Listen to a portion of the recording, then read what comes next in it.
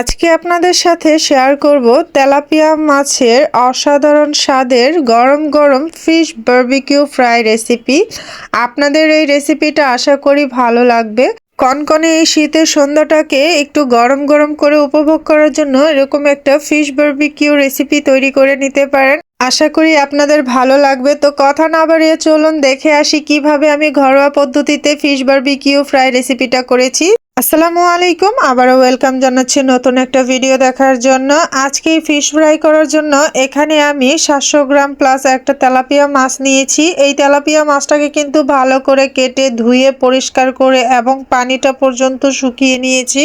আপনারা চাইলে যে কোনো সাইজের মাছই কিন্তু ব্যবহার করতে পারেন, আর যে কোনো মাছ এখানে নিতে পারেন আপনাদের পছন্দ অনুযায়ী। তো আমার কাছে তেলাপিয়া মাছটা ভালো লাগে, আমি তেলাপিয়া মাছটাই নিয়েছি। আর তেলাপিয়া মাছটা খেতেও কিন্তু বেশ মজা। আর এখানে আমি এটাকে কিন্তু আঁশটে ময়লা পরিষ্কার করা সব কিছুই কিন্তু আগে করে নিয়েছি। এই যে পেটের অংশটা কিন্তু আমি কাটিনি, আমি এই সাইডটা দিয়ে কিন্তু এই পেটের ময়লাগুলো সব বের করে নিয়েছি এবং ব্রাশ দিয়ে পরিষ্কার করে নিয়েছি। তো আমি এখন এটাকে আড়াআড়ি করে কেটে নেব, হালকা হালকা করে কেটে নেব, যাতে এর ভিতরে মশলাটা পরিমাণ মতো মানে ভালো করে আমি দিতে পারি, মাখাতে পারি। মাছটা যেহেতু বড়, যে বেশি সাদা সাদা না থেকে যায়, সেজন্য আমি কেটে কেটে দিচ্ছি। আর এভাবে কেটে কেটে দিলে খেতেও কিন্তু ভালো লাগবে। তো এই যে দেখুন, আমি কিন্তু কেটে নিয়েছি, আমি আবারও আড়াআড়ি করে কেটে নেব। এভাবে করে কেটে একটু হালকা ডিজাইনও করে নেব, আর মশলাটাও ভালোভাবে যাবে। যেহেতু একটু বড় সাইজের ছিল আর এটার মাংস বেশি থাকে যেহেতু তেলাপিয়া মাছে, যাতে ভিতর অবধি মশলাটা পৌঁছায় তার জন্য এভাবে করে কাটা।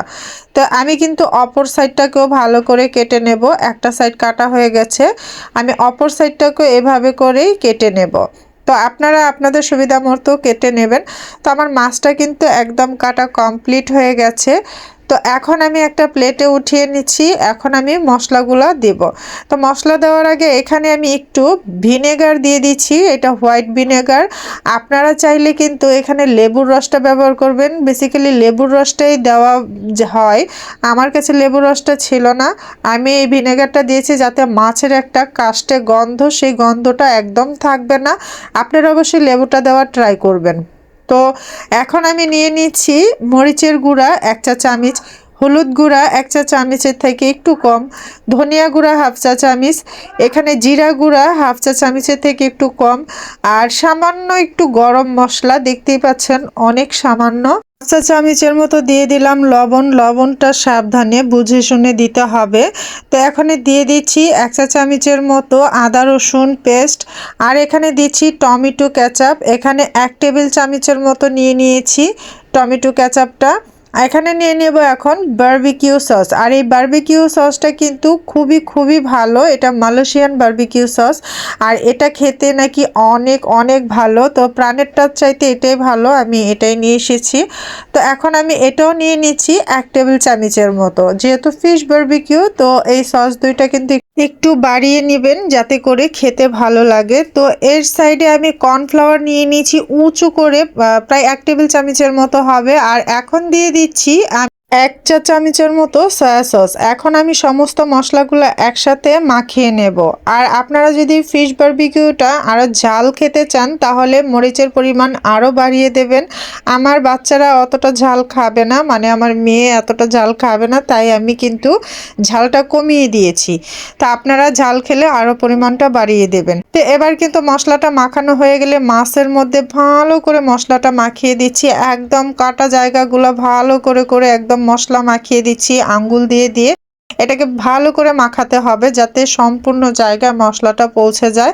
এটা মাখানোর পর 10 মিনিট রেস্টে রেখে দেব, যাতে ম্যারিনেটটা খুব সুন্দরভাবে হয়ে যায়। তো এর মধ্যে কিন্তু আমি 1 টেবিল চামচের মতো সয়াবিন তেল দিয়ে দিয়েছি, আর সয়াবিন তেল দিয়ে আমি আবারও মাখিয়ে নিচ্ছি মশলাটাকে। তো মশলার মধ্যেই কিন্তু তেলটা দিয়ে মিক্স করতে পারেন, তো আমি পরে দিয়ে দিয়েছি, কোনো সমস্যা নেই, পরেও দেওয়া যাবে। তো এই পর্যায়ে আমি এটাকে 10 মিনিটের মতো রেখে দেব। তো আমি আজকের এই ফিশ বারবিকিউ ফ্রাইটা কিন্তু ফ্রাই এই কারণে বলছি, আমি এটাকে তেলের মধ্যে ভাজা করব, তেলের মধ্যে ফ্রাই করে নেব। কিন্তু বারবিকিউ বেসিক্যালি করা হয় কয়লার উপরে আগুনের তাপে, কিন্তু আমার কাছে কয়লাটাও নেই আর গ্রিলটাও নেই, তাই আমি এটাকে বারবিকিউটা ওইভাবে করতে পারছি না। তো আমি একটা কড়াইয়ের মধ্যে তেল দিয়ে আমি এটাকে ভাজা করে নেব। তো এটাও কিন্তু খেতে বেশ ভালো লাগে, একদম ফিশ বারবিকিউ যেরকম হয় ওরকমটাই করার চেষ্টা করব। তো আপনাদের কাছে যদি আজকে এই ফিশ বারবিকিউ রেসিপিটা ভালো লাগে অবশ্যই শেয়ার করে দেবেন আপনার বন্ধু বান্ধব আত্মীয় স্বজনের সাথে, আর অবশ্যই একটা কমেন্ট করে জানিয়ে যাবেন আপনার কাছে কেমন লেগেছে। তো আজকে এই ফিশ বারবিকিউটা কিন্তু আমি একটু সময় নিয়ে করব, যেহেতু এটা বড় মাছ। এটাকে একদম স্লো হিটে প্রায় 15 থেকে 20 মিনিটের মতো আমি ভাজা করব, একদম স্লো হিটে। এবার 15 মিনিট পর ফিরে এলাম, এটাকে উল্টে দেব। তো এটাকে সাবধানের সাথে উল্টে দিচ্ছি। তো দেখুন কতটা সুন্দর হয়েছে, এটা কিন্তু পুড়ে যায়নি, এটাকে আমি এরকম করে ভাজা করেছি। এটা কিন্তু ক্যামেরায় কেমন দেখা যাচ্ছে আপনারা হয়তো বা ক্যামেরা দেখে বুঝতে পারছেন না, কিন্তু এটা সরাসরি দেখতে খুবই সুন্দর ছিল, এটা কিন্তু পুড়ে যায়নি। এটা যে মশলার আবরণটা ছিল একদম বারবিকিউ করলে যে আগুনের তাপে করলে যেরকম একটু ভাব হয়, পোড়া পোড়া ভাব, সেরকম হয়েছে, একদম খুবই সুন্দর হয়েছে। তো আমি আবারও যে বাকি মশলাটা ছিল সেই মশলাটা আমি গায়ে মেখে দিচ্ছি, মাছের গায়ে এরকম করে তেল দিয়ে বা মশলাটা আমি সুন্দর করে মেখে দিচ্ছি। তো এরকম 15 মিনিট পর পর আমি 3 থেকে 4 বার উল্টে পাল্টে কিন্তু এটাকে এপিট ওপিট করে কিন্তু আমি ভাজা করে নিয়েছি খুবই সাবধানের সাথে।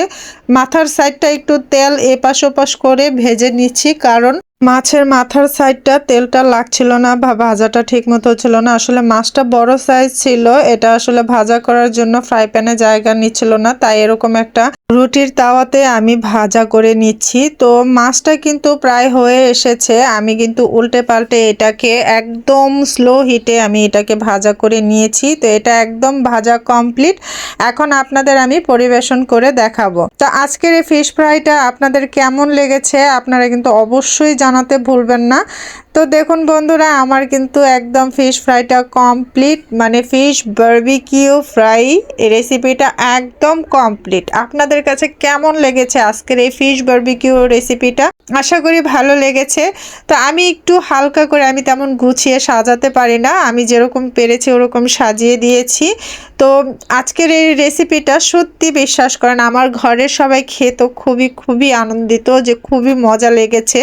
আমি এর সাথে আবার পরোটা বানিয়েছিলাম, তারা কিন্তু পরোটা দিয়ে খেয়েছিল। তো দেখুন কতটা লোভনীয় দেখা যাচ্ছে, এটা কিন্তু আবারও বলছি পুড়ে যায়নি, এটা কালারটাই এরকম।